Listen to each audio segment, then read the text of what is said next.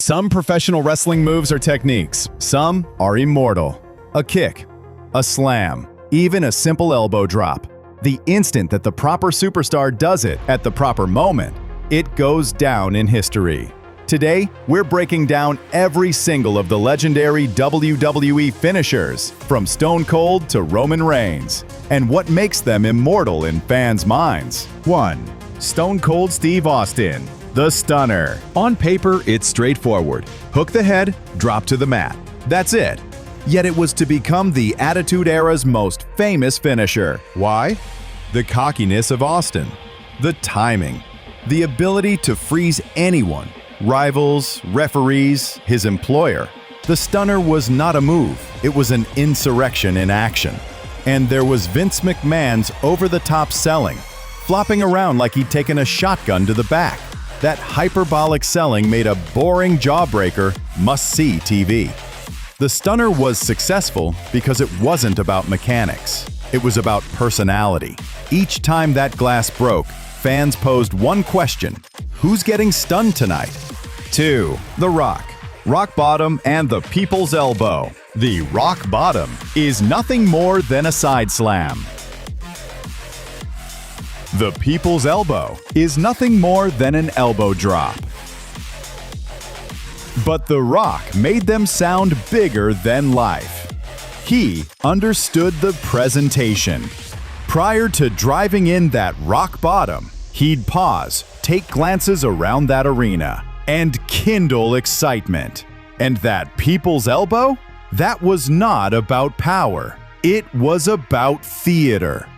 The gradual reveal of the elbow pad, the dramatic rope run, the smile as one extends the elbow. It was all theatrics. The crowd did not go wild over the maneuver. It went wild over the moment. Ironically, the People's Elbow started out as a joke to detonate the locker room. Yet when it was embraced by fans, The Rock went with it, proving that charisma alone could turn even small moves into iconic moments. 3. The Undertaker, the Tombstone Piledriver. The Piledriver was never safe.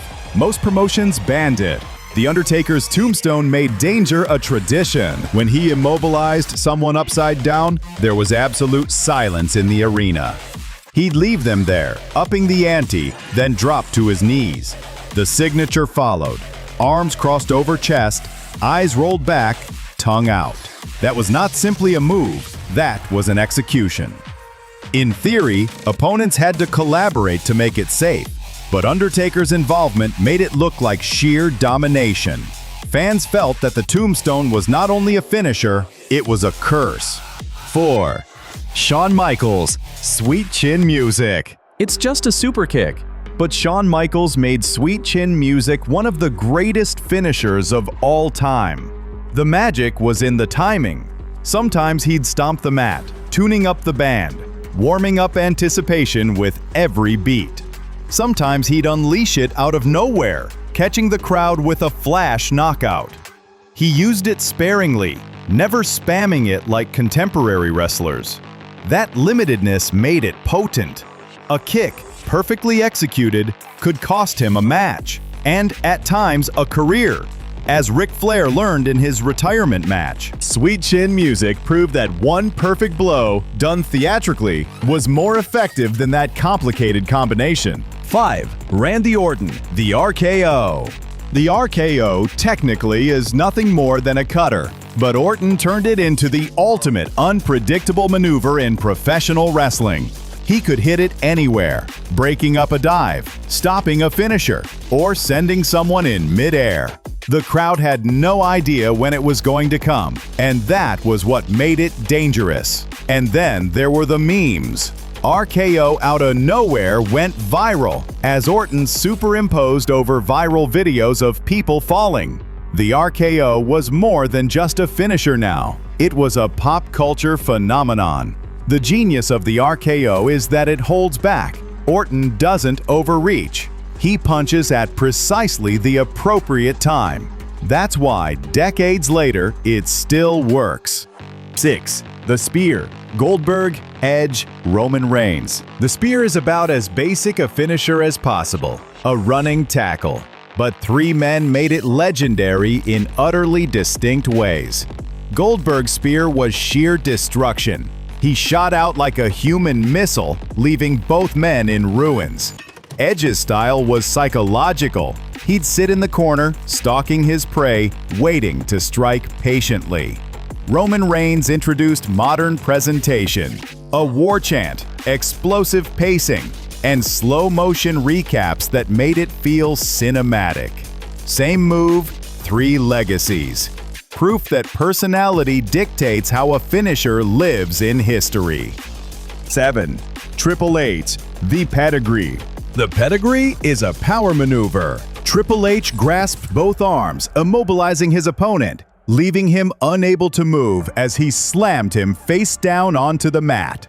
The audience knew that after securing arms in lock, the match was over. In spite of the fact, in life, opponents had to help each other in landing safely. Triple H's appearance made it inescapable. That was his approach as the cerebral assassin. Thorough, merciless, and always in control.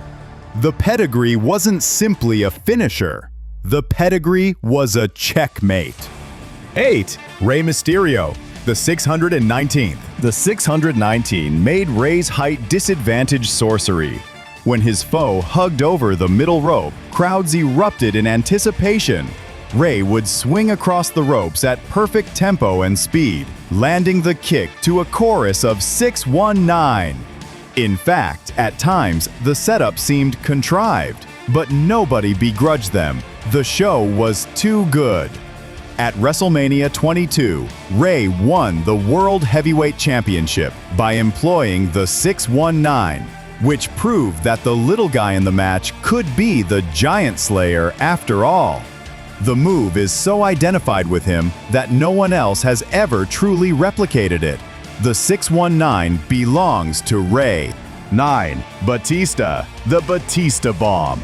The Batista Bomb was a power bomb sit-out, but it was menacing in style because of Batista. He'd lift people up, hold them there briefly, then slam them onto the mat out of pure rage. The roar, the ropes shaking, the raw passion.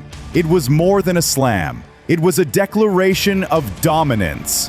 When he used it to knock out Triple H at WrestleMania 21, seeing him slam the game against the canvas signaled WWE's new behemoth. Other wrestlers powerbombed in style. Batista powerbombed with aggression. That difference made it indelible. 10. Contemporary period. Roman Spear and Seth Rollins Stomp. In this congested era of professional wrestling, Seth Rollins and Roman Reigns demonstrated that it's not necessarily about reinventing finishers. It's about adopting them as your own. Speed, power, presentation. That was Roman's Spear. When he hit the mat and came at you, it was like a freight train was headed in your direction. Seth's Stomp, by contrast, was quick, percussive, and almost surgical. Once too dangerous, it returned as his signature, encapsulating his chilly concentration, his precision. Both of these movements illustrate that finishers do matter, not because of sophistication, but because of personality. Conclusion. From rock bottom to stunner. From RKO to Tombstone. From 619 to Batista Bomb. And into the modern era, the lesson is clear.